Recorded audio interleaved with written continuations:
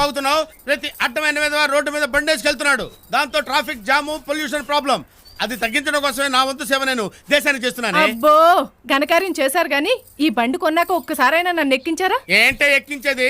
దీన్ని కొన్నాక దీన్ని నలుగురు మీదకి ఎక్కించానేమో గానీ దీని మీదకి ఎవరిని ఎక్కించలేదే, ఎక్కించను కూడా.